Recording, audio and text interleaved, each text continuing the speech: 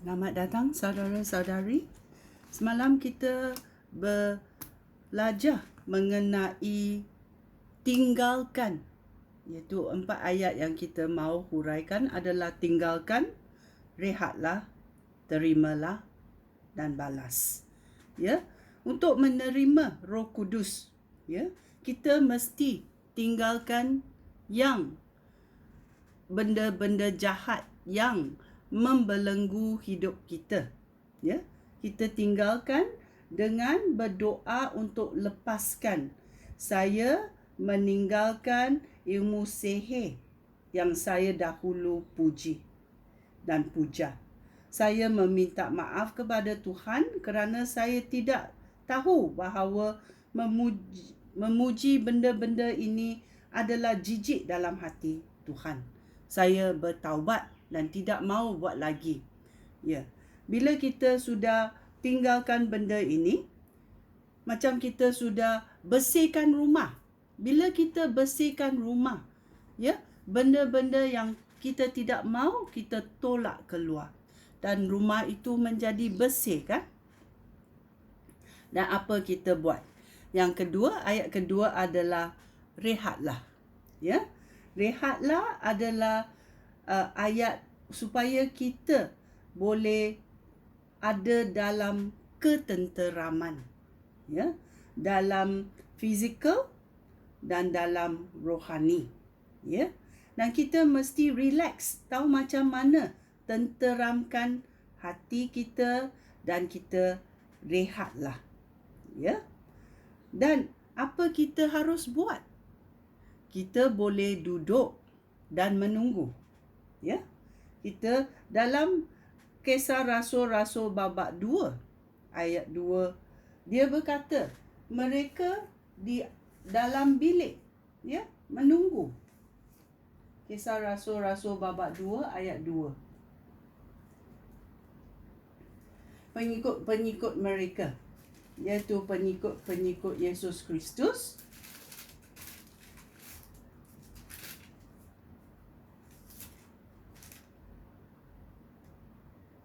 duduk berkumpul di satu tempat, ya, dan mereka tunggu Roh Kudus datang. Kita boleh duduk, sit back and relax. Ini adalah baik kerana Roh Kudus akan menjamah kita. Dan ini adalah bila menjamah, itulah tangan Yesus menjamah kita.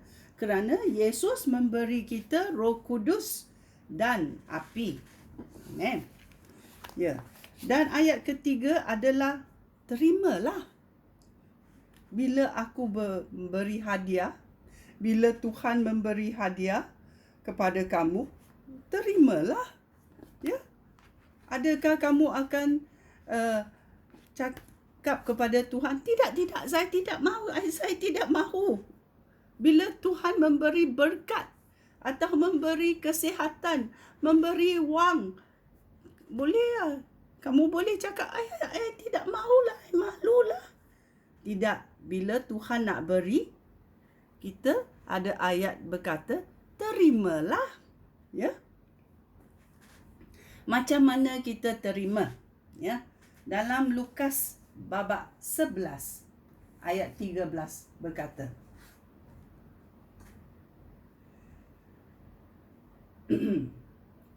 walaupun kamu jahat, kamu tahu memberi apa yang baik kepada anak-anak kamu. Lebih-lebih lagi, Bapa kamu di syurga. Dia akan memberikan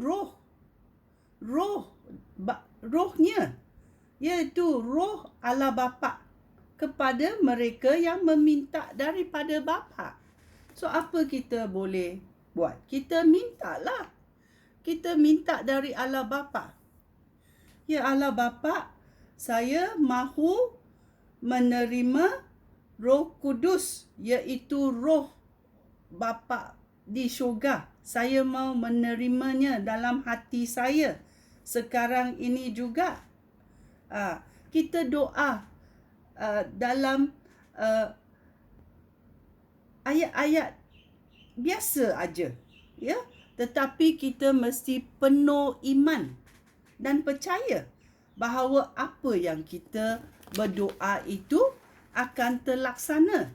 Ya, kita tidaklah pergi kepada Tuhan dan merayu, mengemis, menjerit atau mengerang.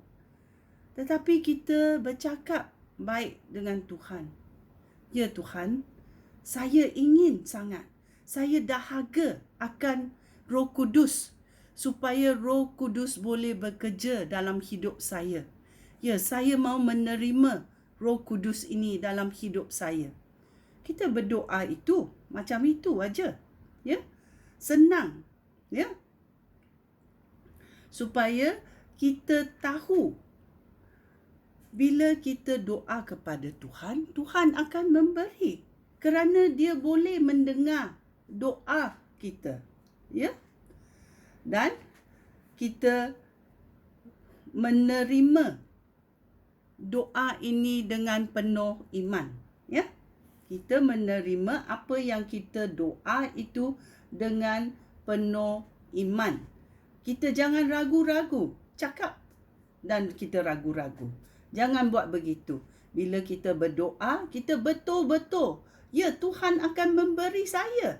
Seperti kita dahaga, kita minum air.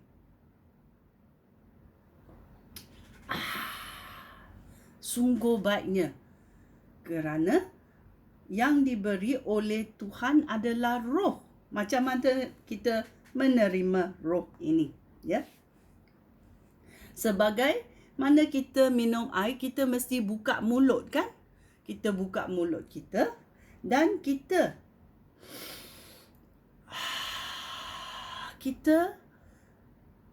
menghisap udara. Ya. Sebagaimana kita minum air, kita buka mulut dan kita menghisap. Dan kita cakap, terima kasih Roh Kudus. Kerana Roh Kudus sudi datang dalam hidup saya.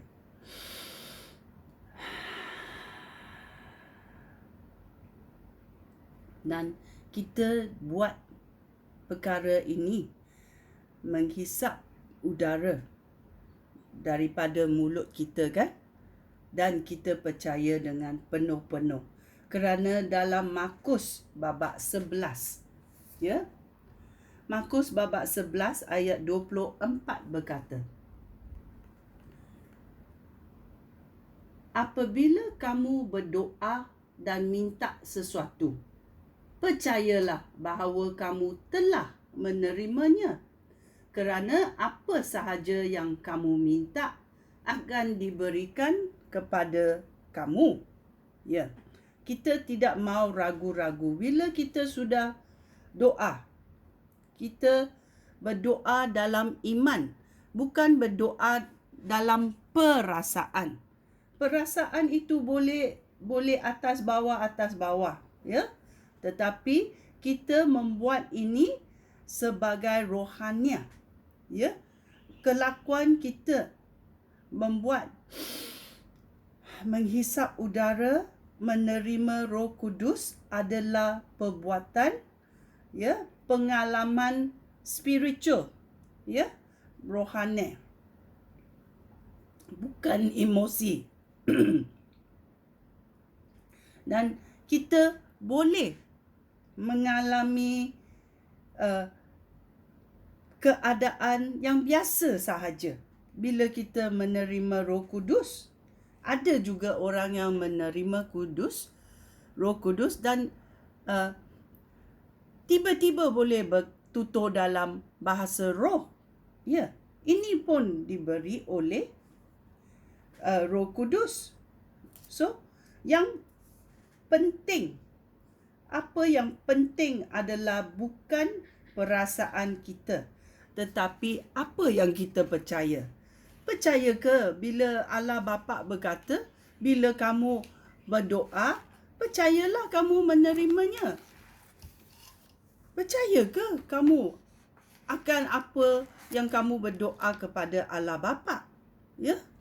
Kita mesti percaya dan jangan ragu-ragu. Ya. Dan bila Roh Kudus sudah diurapi dalam hidup kamu, ya, kamu akan berasa sejahtera, ya, dan kamu apa respon yang kamu mahu buat? Kamu mahu berterima kasihlah kepada Tuhan kerana dia sudah memberi berkat, dia sudah memberi hadiah, ya, kepada kamu. Maukah kamu berkata thank you? Maukah kamu berkata terima kasih Tuhan, terima kasih? Ya, ini adalah macam mana kita balas apa yang diberi oleh Tuhan kepada kita, ya. Ya. Dan ayat 4 yang kita berkata adalah balas. Apa yang kita boleh balas kepada Tuhan yang memberi kita Roh Kudus Allah, yang akan memimpin kita seumur hidup kita di dunia ini? Kita ucap berterima kasih. Macam mana kita ucap? Dengan mulut kita, kita puji Tuhan. Kita menyembah Tuhan dalam iman. Kita berterima kasih kepada Tuhan kerana dia sudah memberi kita berkat ini.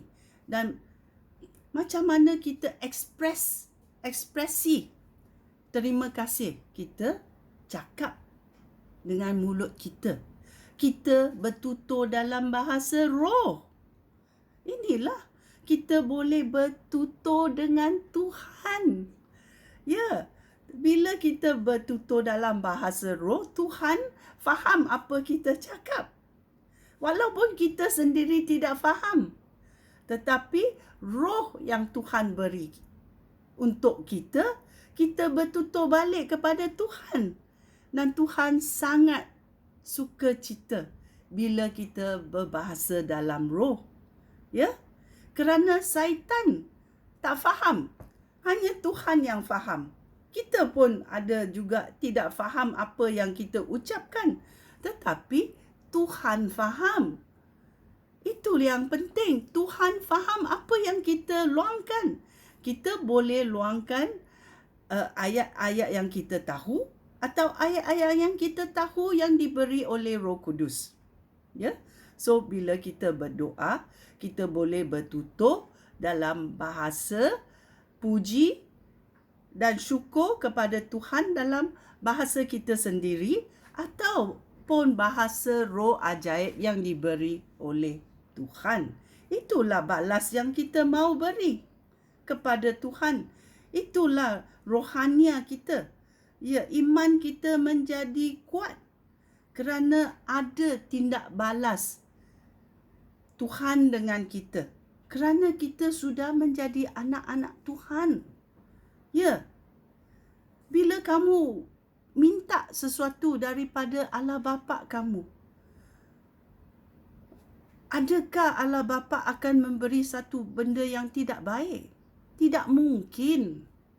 Itulah kita mahu berterima kasih kerana segala yang diberi oleh Tuhan adalah baik.